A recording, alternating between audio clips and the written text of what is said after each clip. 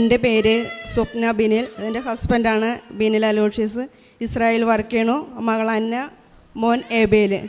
ഞാനിവിടെ കൃപാസനത്തിൽ ആദ്യമായിട്ട് വന്നത് മെയ് 22 മെയ് 4 തീയതിയാണ്.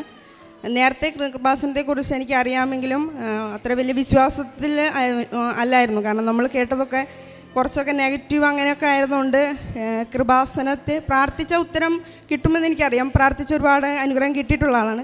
പക്ഷേ കൃപാസനത്തിൽ എപ്പോഴെങ്കിലും വരുമെന്ന് ഞാൻ ഒരിക്കലും വിചാരിച്ചിട്ടില്ല. പലപ്പോഴും എനിക്ക് പത്രങ്ങൾ കിട്ടാറുണ്ട്. പത്രങ്ങൾ 1-2 സാക്ഷ്യങ്ങൾ ഞാൻ വായിച്ചിട്ട് അവിടെ വയ്ക്കും. അപ്പോൾ ഞാൻ മനസ്സിൽ വിചാരിക്കും, ദൈവമേ എന്തെങ്കിലും ഞാനും അവിടെ പോകേണ്ട വരുമായിരിക്കുമോ എന്ന് വിചാരിച്ചു. അങ്ങനെ ഇരിക്കുകയാണ് എൻ്റെ ഹസ്ബൻഡ് ചേട്ടനുണ്ട്. അല്ലേട്ടൻ ഇപ്പം UK യിലാണ്. അദ്ദേഹം ഇവിടെ വന്ന് ഉടമ്പടി എടുത്തിട്ട് UK പോയ ആളാണ്. അദ്ദേഹം ഏപ്രിലിൽ ഈസ്റ്ററായിട്ട് വീട്ടിൽ വന്നപ്പം കൃപാസനത്തെക്കുറിച്ച് എന്നോടും അമ്മയോടും പറഞ്ഞു കൃപാസനത്തിൽ പോകണം. അപ്പം ചേട്ടനാണ് കൃപാസനത്തെക്കുറിച്ച് ശരിക്കും പറഞ്ഞു തന്നത്. എന്താണ് കൃപാസനം, ഉടമ്പടി ഒരു തവണയെങ്കിലും അവിടെ പോകണമെന്ന് പറഞ്ഞു. അപ്പം അമ്മയ്ക്ക് നേരത്തെ മുതൽ കൃപാസനത്തിൽ പോകണമെന്ന് ആഗ്രഹമുണ്ട്. അമ്മ കുറച്ച് നാൾ അനിയത്തിലൂടെ സൗദിയിലായിരുന്നു. അവിടെ ആയിരുന്നപ്പോൾ അമ്മ കൃപാസനത്തിലെ ബഹുമാനപ്പെട്ട ജോസഫ് അച്ഛൻ്റെ ടോക്കുകളും ടെസ്റ്റ് മണിയൊക്കെ കേൾക്കാറുണ്ട്. അപ്പോൾ അമ്മ എപ്പോഴും ആഗ്രഹിക്കും ഇവിടെ ഒന്ന് വരണമെന്ന്. അപ്പം ചേട്ടൻ ഇങ്ങനെ പറയാനായിട്ടപ്പം ചേട്ടനോട് പറഞ്ഞു എനിക്കും ആഗ്രഹമുണ്ട് കൃപാസനത്തിൽ പോകണമെന്ന്. അപ്പം അമ്മയുടെ ഒരു ആഗ്രഹത്തിൻ്റെ ഇതിൽ അന്ന് നമുക്ക് പോകാമെന്ന് പറഞ്ഞ് ഞാൻ മെയ് 4 ഉടമ്പടി എടുക്കാനൊന്നും വന്നതല്ല. ഞാനും അമ്മയും കൂടി, മോള് ചെറുതായിരുന്നു, കുഞ്ഞിനെയും കൂടി ഇവിടെ വന്നു. ഭയങ്കര തിരക്കായിരുന്നു.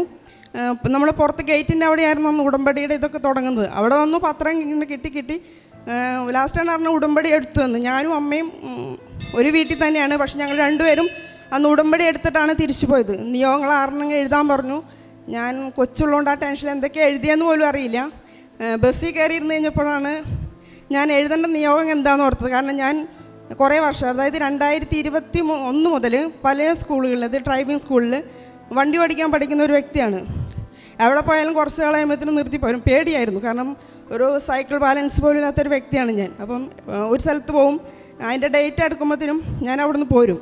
അങ്ങനെ ഞാൻ ഇവിടെ വരണേക്കാൾ മുമ്പ് ഞാൻ വീണ്ടും ഒരു ക്ലാസ്സിൽ പോയി. ഉടമ്പടി എടുത്ത് ഞാൻ ബസ്സിൽ കയറി കഴിഞ്ഞപ്പോൾ ഞാൻ പ്രാർത്ഥനയും അയ്യോ മാതാവ് ഞാൻ എഴുതാൻ മറന്നുപോയി എന്ന് പറഞ്ഞു. അപ്പോഴാണ് ഞാൻ അച്ഛൻ്റെ ടോക്ക് കേട്ടിട്ടുണ്ട്, മറന്നാലും കാര്യമില്ല, കുഴപ്പമില്ല, നമ്മൾ ഇവിടെ വന്ന് പ്രാർത്ഥിച്ചാൽ കിട്ടുമെന്ന്. അപ്പം ഞാൻ വണ്ടിയിലിരുന്ന് പ്രാർത്ഥിച്ചു, മാതാവ് എനിക്കൊരു വണ്ടി ഓടിക്കാൻ ആഗ്രഹമുണ്ട്. വീട്ടിൽ ചെന്നും മെയ് 10 പഠിപ്പിക്കുന്ന സാറ് വിളിച്ചിട്ട് പറഞ്ഞു കുറേ നാളായി പഠിക്കണു, ഒരു പ്രാവശ്യങ്ങൾ അറ്റൻഡ് ചെയ്യണം, ഡേറ്റ് എടുക്കാൻ പോവാണെന്ന് പറഞ്ഞു. അപ്പോൾ എന്നോട് ചോദിച്ചു 19, 23 ഡേറ്റ് ഉണ്ട്, എടുത്തോട്ടെ എന്ന് ചോദിച്ചു. ഞാൻ പറഞ്ഞു 23 ഡേറ്റ് എടുത്തോളാൻ പറഞ്ഞു.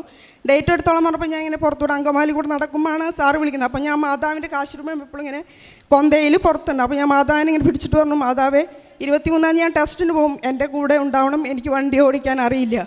അപ്പം തന്നെ നല്ലൊരു മുല്ലപ്പിൻ്റെ മണം ഉണ്ടായിരുന്നു. അപ്പം ഉച്ച നേരത്തെ അപ്പം ഞാൻ അവിടെ നിന്ന് തിരിഞ്ഞു നോക്കി. ആ നേരത്തെ എന്തായാലും മുല്ലപ്പൂ ചൂടി ബസ് സ്റ്റാൻഡിൽ കൂടെ ആരുമില്ല. കുറേ ദൂരം നടന്നു, അപ്പോഴും ഈ പൂവിൻ്റെ മണമുണ്ട്. അപ്പം ഞാൻ ഉറപ്പിച്ചു തീർച്ചയായിട്ടും ഞാൻ പാസ്സാവും. അങ്ങനെ 23 രാവിലെ ഞാൻ നമ്മുടെ പ്രത്യക്ഷീകരണ പ്രാർത്ഥന ചൊല്ലിയിട്ട് ഒരു വചനം എടുത്തപ്പോൾ പറഞ്ഞു അവൻ പറയുന്ന പോലെ ചെയ്യാൻ. ഞാൻ ഇവിടെ വന്ന് ഏറ്റവും കൂടുതൽ കേട്ടിട്ടുള്ളതും ആ വചനമാണ്. അപ്പം ഞാൻ ഉറച്ചു. അപ്പം ഞാൻ മാതാവിനോട് പറഞ്ഞു, മാതാവ്, അപ്പം ഞാൻ ബൈക്കിനാണ് പോകുന്നത്. അപ്പം ഞാൻ മാതാവിനോട് പറഞ്ഞു നമുക്ക് 2 പേർക്കും പോകാമെന്ന് പറഞ്ഞ് ബൈക്കിൻ്റെ ബാക്കിൽ മാതാവിനെ ഇരുത്തി ഭയങ്കര സന്തോഷത്തോടെ ഞാൻ പോയി. നന്നായി ഈശോയുടെ പാട്ടൊക്കെ പാടി ഞങ്ങൾ 2 പേരും പോയി. അവിടെ ചെന്ന് ടെസ്റ്റ് നടന്നു. 2 വീലർ റോഡ് ടെസ്റ്റ് ചെയ്യുന്ന സമയത്ത് എനിക്കറിയാം, നിങ്ങൾക്ക് കൈ വിട്ടിട്ട് നമ്മൾ സിഗ്നൽ കൊടുക്കണം. അതിന്നും എനിക്ക് കൊടുക്കാൻ അറിയില്ല. അങ്ങനെ കൊടുക്കുന്ന സമയത്ത് ഞാൻ മാതാവിനോട് പറഞ്ഞു കൈ വിട്ടാൽ ഞാൻ താഴെ പോവും, മാതാവിനെ അവിടെ ഇരിക്കുന്ന സാറിനെ കാണിക്കാതെ എന്നെ സഹായിക്കണമെന്ന്. അങ്ങനെ ഇരിക്കെ പിറ്റേ ദിവസം ടെസ്റ്റിൻ്റെ കൊച്ച് എച്ച് പഠിക്കാൻ വേണ്ടി ആ ഗ്രൗണ്ടിലുണ്ടായിരുന്നു. ഞാനിങ്ങനെ സിഗ്നൽ കൊടുക്കുന്ന സമയത്ത് 2 പ്രാവശ്യവും വീണു. പക്ഷേ എച്ച് പഠിക്കുന്ന കൊച്ച് ബാക്കിലേക്ക് വന്നത് എൻ്റെയും ആ പോലീസ് സാറിൻ്റെയും നടുക്ക് വന്ന് വണ്ടി സ്റ്റോപ്പായി പോവുകയും സാറ് മാത്രം കണ്ടില്ല, എന്നെ പഠിപ്പിച്ച ആശാനും അവിടെയുള്ള പിള്ളേരെല്ലാവരും കണ്ടു ഞാൻ 2 പ്രാവശ്യം വീഴുന്നത്.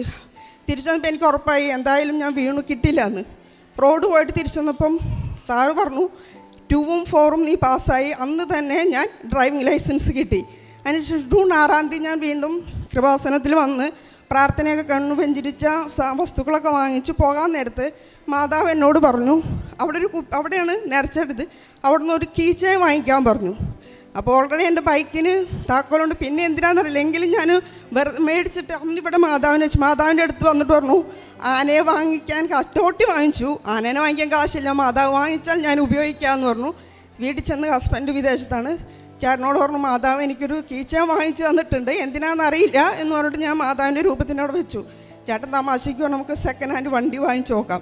അങ്ങനെ ഞങ്ങൾ സെക്കൻഡ് ഹാൻഡ് വണ്ടി അന്വേഷിച്ച് നടന്ന് ദൈവം അനുഗ്രഹിച്ചിപ്പോൾ സെപ്റ്റംബർ മാസത്തിൽ ഞാൻ അറിയാതെ തന്നെ ഹസ്ബൻഡ് എനിക്ക് പുതിയൊരു 4 വീലർ വണ്ടി വാങ്ങിച്ചു. ഇന്ന് ആ വണ്ടിയും കൊണ്ട് ഞാൻ ട്രിവാൻഡ്രത്ത് എല്ലാ സ്ഥലത്തും പോകും. ആലപ്പുഴ വരും, ട്രിവാൻഡ്രത്ത് ദൈവം അനുസരിച്ചിട്ട് മഴയത്തും വെയിലത്തും രാത്രിയിലൊക്കെ വണ്ടി ഓടിക്കാൻ പേടിയില്ലാതെ പോകും. പിന്നെ അടുത്തതെന്ന് പറഞ്ഞു കഴിഞ്ഞാൽ ഞങ്ങളുടെ വീടിൻ്റെ നേരെ ഫ്രണ്ടിൽ 7.5 സെൻറ്റ് സ്ഥലം ഉണ്ടായിരുന്നു. അപ്പോൾ അവിടെ പല ആൾക്കാർ വന്ന് സ്ഥലം വാങ്ങിക്കാൻ നോക്കിയപ്പം അവിടെ 3 പേര് ഒന്നിച്ച് താമസിക്കാനാണ് അവർ ഉദ്ദേശിക്കുന്നത്. അപ്പോൾ നമുക്കിപ്പോൾ കിട്ടുന്ന ഫ്രീഡം അവിടെ കിട്ടില്ല. അപ്പോൾ അമ്മയ്ക്കൊരു ആഗ്രഹം, അവിടെ വേറെ ആൾക്കാരും താമസിക്കുമ്പോൾ നമുക്ക് ബുദ്ധിമുട്ടല്ലേ. ഒരു നാളത്തെ ആഗ്രഹമായിരുന്നു. ഉടമ്പടി എടുത്തതിന് ശേഷം അമ്മ ചേട്ടനോട് ഹസ്ബൻഡിനോട് പറഞ്ഞു, മോനെ ഇങ്ങനെ ആ സ്ഥലം വാങ്ങിച്ചാണെങ്കിൽ നമ്മൾ പെൺപിള്ളേരൊക്കെ കൂടി താമസിക്കുന്നതല്ലേ, നോക്കാമെന്ന് പറഞ്ഞു. അപ്പോൾ ചേട്ടൻ പറഞ്ഞു, അമ്മ അന്ന് കൃപാസനത്തിൽ അവിടുത്തെ ഉടമ്പടിയിൽ വസ്തുക്കളിട്ട് പ്രാർത്ഥിക്കാൻ പറഞ്ഞു. അങ്ങനെ ഞങ്ങൾ ഉടമ്പടി വസ്തുക്കൾ, അതായത് ഇവിടുത്തെ നമുക്ക് നേരത്തെ വെച്ച ഉപ്പ് ഒരു കാശ് രൂപ ഒരു കുപ്പിയിലിട്ടിട്ട് ആ സ്ഥലത്തിൻ്റെ ഉള്ളിൽ കുഴിച്ചിട്ടു. ഒക്ടോബറിൽ ഞങ്ങൾ കരാർ എഴുതി അതേ സമയത്ത് തന്നെ ഞങ്ങൾക്ക് ആ ഞങ്ങൾക്ക് ആ സ്ഥലം വാങ്ങിക്കാനും ഇന്ന് ആ സ്ഥലം കൂടി ഞങ്ങൾക്ക് കിട്ടി. പിന്നെ ഡിസംബറിൽ ഹസ്ബൻഡ് നാട്ടിൽ വന്നു. 3-ാം തീയതി 10-ാം തീയതി ഞങ്ങൾ ഉടമ്പടി ഞാൻ പുതുക്കി, ഹസ്ബൻഡ് പുതിയതെടുത്തപ്പം രണ്ടാമതൊരു ഒരു കുഞ്ഞിന് വേണമെന്ന് ആഗ്രഹിച്ചു. ജനുവരി 23-ാം തീയതി കുഞ്ഞ് പ്രഗ്നൻ്റാന്ന് പറഞ്ഞു. 3-ാം മാസത്തിലെ സ്കാനിങ് ഞാൻ ചാലക്കുടിയിലാണ് കാണിച്ചത്. 3-ാം മാസത്തെ സ്കാനിങ്ങിൽ പറയണു കുഞ്ഞിന് ബുദ്ധിമാന്ദ്യമുണ്ട്, നോർമലല്ല, കുഞ്ഞിനെ അബോർട്ട് ചെയ്ത് കളയാൻ പറഞ്ഞു. അന്ന് തന്നെ കളയാനാണ് പറഞ്ഞത്. പക്ഷേ ഡോക്ടർ എന്നോട് നോർമലല്ല ഇങ്ങനെ പറഞ്ഞെങ്കിലും എനിക്കത് കേട്ടതും ശരിക്കും മനസ്സിലായില്ല. ഞാൻ ചിരിച്ചുകൊണ്ട് ചോദിച്ചു ആണോ എന്ന് ചോദിച്ചിട്ട് ഞാൻ ഇറങ്ങി പുറത്തേക്ക് പോയി. ബെഞ്ചിൽ നിന്ന് ഹസ്ബൻഡിനെ വിളിച്ചപ്പോഴാണ് ഞാൻ ഓർക്കണത് കുഞ്ഞിന് സുഖമില്ലാത്ത കുഞ്ഞാണ്, കളയാനാണല്ലോ പറഞ്ഞത്. അപ്പോൾ ഹസ്ബൻഡിനോട് പറഞ്ഞപ്പോൾ എന്നോട് പറഞ്ഞു, ദൈവം അനുഗ്രഹിച്ച് മാതാപിതാക്കളാണ് നമ്മൾ, ഒരിക്കലും ആ കുഞ്ഞിനെ കളയില്ല, അത്രയും നല്ല മാതാപിതാക്കൾക്ക് മാത്രമേ ഇങ്ങനെയുള്ള കുഞ്ഞിനെ തരുള്ളൂ, നീ ധൈര്യമായിട്ട് നമ്മൾ ആ കുഞ്ഞിനെ സ്വീകരിക്കുമെന്ന് പറഞ്ഞു. അങ്ങനെ ഞാൻ ഡോക്ടറോട് പറഞ്ഞു, ഇല്ല കുഞ്ഞിനെ ഞങ്ങൾ കളയില്ല, ദൈവം തന്നതാണെന്ന് പറഞ്ഞു. അപ്പോൾ ഡോക്ടർ എന്നെ കുറേ ഷൗട്ട് ചെയ്തു. കാരണം ഞാൻ വേറെ കുറേ ടെസ്റ്റുകളൊക്കെ ചെയ്തു നോക്കി. അപ്പോൾ എന്തിനാ നീ അതൊക്കെ ചെയ്തതെന്നൊക്കെ ചോദിച്ച് എന്നെ വഴക്ക് പറഞ്ഞു. അങ്ങനെ അമൃത ഹോസ്പിറ്റലിൽ എന്നെ സ്കാനിങ്ങിന് വിട്ടു. അവിടെ ചെന്നപ്പം ആ സ്കാനിങ്ങിലും കുഞ്ഞ് ഇതാണ്. അപ്പോൾ നമുക്ക് കൺഫേം ആക്കണമെങ്കിൽ ഒരു ബ്ലഡ് ടെസ്റ്റ് ചെയ്യണം. 13,000 രൂപയുടെ ഒരു ബ്ലഡ് ടെസ്റ്റ്, പിന്നെ 17,000 രൂപയുടെ അത് യൂട്രസിന് ഫ്ലൂയിഡ് അങ്ങോട്ട് കുത്തിയിടണം. അത് ചിലപ്പോൾ അബോർട്ടാവാൻ സാധ്യതയുണ്ട്. 13,000 രൂപയുടെ ടെസ്റ്റ് ചെയ്യാമെന്ന് പറഞ്ഞു. പോരണ വഴിക്ക് ഞങ്ങൾ ആലോചിച്ചു, എന്തായാലും നമ്മൾ കുഞ്ഞിനെ കളയില്ല, ഏത് കുഞ്ഞായാലും സ്വീകരിക്കും. പിന്നെ ഈ 13,000 രൂപ കളയണ എന്തിനാണെന്ന് വിചാരിച്ച് ഹസ്ബൻഡിനോട് പറഞ്ഞു നമുക്കത് ടെസ്റ്റ് ചെയ്യണ്ട. ആ ടെസ്റ്റ് ചെയ്യാമെന്ന് പറഞ്ഞ ദിവസം ഞാൻ ഇവിടെ വന്നു, ഉടമ്പടി പുതുക്കണമെന്ന് അവിടെ ടീച്ചർ ഞാൻ കരയണപ്പോൾ എന്തിയെന്ന് ചോദിച്ചു. ഞാൻ കാര്യം പറഞ്ഞു, ഈ കുഞ്ഞിനൊരു കുഴപ്പമില്ല, ഞാൻ പറയില്ല കളയാൻ, നിൻ്റെ ഇഷ്ടം പോലെ എന്ന് പറഞ്ഞു. കുഞ്ഞിനെ കളയില്ല, ഒരിക്കലും കളയില്ല, ഏത് കുഞ്ഞിനെ ഞാൻ സ്വീകരിക്കും എന്ന് പറഞ്ഞു. അപ്പം എന്നോട് പറഞ്ഞു ജോസഫ് അച്ഛനെ കണ്ടിട്ട് പൊക്കോളാൻ പറഞ്ഞു. അപ്പോൾ ഞാൻ ജോസഫ് അച്ഛനൊന്ന് കണ്ടപ്പം അച്ഛൻ എന്നോടൊന്നും പറഞ്ഞില്ല, എൻ്റെ തോളത്തേക്ക് നല്ലൊരു അടി അടിച്ചു. എന്നിട്ട് ചിരിച്ചപ്പോൾ തന്നെ എനിക്ക് സന്തോഷം. എല്ലാത്തിനുള്ള ഉത്തരം അച്ഛൻ എനിക്ക് തന്നു. എന്നിട്ട് എനിക്ക് തൈലം തന്നിട്ട് പറഞ്ഞു അടിവയറ്റിൽ വെച്ച് കുരിശ് വരച്ച് പ്രാർത്ഥിച്ചോളെ. ഞാൻ എല്ലാ ദിവസവും കിടക്കുമ്പോൾ അടിവയറ്റിൽ കുരിശ് വരച്ച് പ്രാർത്ഥിക്കുമായിരുന്നു. എല്ലാ സ്കാനിങ്ങിൽ ചെല്ലുമ്പോഴും 5-ാമത്തെ സ്കാനിങ്ങിലും ഡോക്ടർ പറഞ്ഞു അവസാനമാണ്, ഇനി ഇപ്പം കളയണമെങ്കിൽ കളയാം എന്ന് പറഞ്ഞു. ഞാൻ കളയില്ല എന്ന് പറഞ്ഞു. പിന്നെ ഞാൻ ഡോക്ടറോട് ഒന്നും ചോദിക്കാറില്ല. അതിന് ശേഷം ഷുഗർ 3 മാസം തൊട്ട് എനിക്ക് നല്ല ഹൈ ഷുഗറായി. അപ്പോൾ ഒരുപാട് നാൾ വെയിറ്റ് ചെയ്യാൻ പറ്റില്ല എന്ന് പറഞ്ഞു. 36-ാമത്തെ ആഴ്ച സിസേറിയൻ ചെയ്ത്, അതായത് സെപ്റ്റംബർ 8-ാം തീയതി മാതാവിൻ്റെ ദിവസം നല്ലൊരു കുഞ്ഞ്. ഡോക്ടർ പറഞ്ഞത് അംഗവൈകല്യം എവിടെയെങ്കിലുമൊക്കെ കുറവുകളൊക്കെ ഉണ്ടാവും എന്നൊക്കെ പറഞ്ഞു. ഒരു കുഴപ്പമുണ്ടായില്ല. ഞാൻ സിസേറിയൻ കഴിഞ്ഞ് നമ്മൾ പുറത്തേക്ക് എടുത്ത് കഴിഞ്ഞപ്പോൾ നല്ല വേദനയിൽ കിടന്നപ്പോഴും ഞാൻ ചെരിഞ്ഞ് നോക്കി, എൻ്റെ കൊച്ചിന് കൈ വിരലുണ്ടോ കാല് വിരലുണ്ടോ എന്നൊക്കെ നോക്കി. ഒരു കുഴപ്പമില്ലാത്ത നല്ലൊരു മകനെയാണ് ഈശോ എനിക്ക് തന്ന് അനുഗ്രഹിച്ചിരിക്കുന്നത്. ഈശോയ്ക്കും ദിവ്യകാരണവനും ഒരുപാട് നന്ദി. പിന്നെ എൻ്റെ ഈ മകള് നമ്മൾ സ്കൂളിൽ പോകാൻ ഭയങ്കര മടിയായിരുന്നു. മടി എന്ന് പറഞ്ഞാൽ അവൾ pre-KG തൊട്ട് ഞങ്ങൾ ICC സിലബസിൽ കൊണ്ടുവന്നാക്കി. അവിടെ ചെന്ന് ടീച്ചർമാരെയൊക്കെ പേടിയാണ്. ആൾ ക്ലാസ്സിൽ പോയില്ല, അംഗനവാടിയിൽ മാത്രമേ പോകുള്ളൂ. ഇത് ഭയങ്കര ടെൻഷനാണ്. പിറ്റത്തെ വർഷം നമുക്ക് സ്കൂളിൽ വിട്ടല്ലേ പറ്റുള്ളൂ. ഉറക്കത്തിൽ പോലും കൊച്ച് കരയാൻ തുടങ്ങി, മരുന്ദ്രസ്യ പോവില്ല, പേടിച്ച് കരയാൻ തുടങ്ങി. അങ്ങനെ ഞാൻ വീണ്ടും അംഗനവാടിയിൽ തന്നെ ആക്കി. അപ്പോൾ ചേട്ടൻ ഉടമ്പടി എടുത്തപ്പം പ്രത്യേകം നിയോഗം വെച്ച് പ്രാർത്ഥിച്ചു. 2-3 ദിവസം കഴിഞ്ഞപ്പോൾ മോൾ ഇങ്ങോട്ട് പറയാൻ തുടങ്ങി, അമ്മ ഞാൻ മരിയൻ ത്രേസ്യയിലേ പോയി പഠിക്കണുള്ളൂ എന്ന്. ഇപ്പം മരിയൻ ത്രേസ്യയിലെ നല്ല മിടുക്കിയായ കുട്ടിയായിട്ട് പഠിച്ചു വരണു. പിന്നെ എൻ്റെ കാരുണ്യ പ്രവർത്തനം എന്നുള്ള ഞങ്ങൾ അടുത്തുള്ള ദൂരമൊന്നുമല്ല, അടുത്തുള്ള ആൾക്കാർക്കൊക്കെ വീട് വെച്ച് കൊടുക്കാൻ എന്തെങ്കിലും സഹായം ചോദിക്കുമ്പോൾ അവർക്ക് അങ്ങനെ വീട് വെച്ച് കൊടുക്കാറുണ്ട്.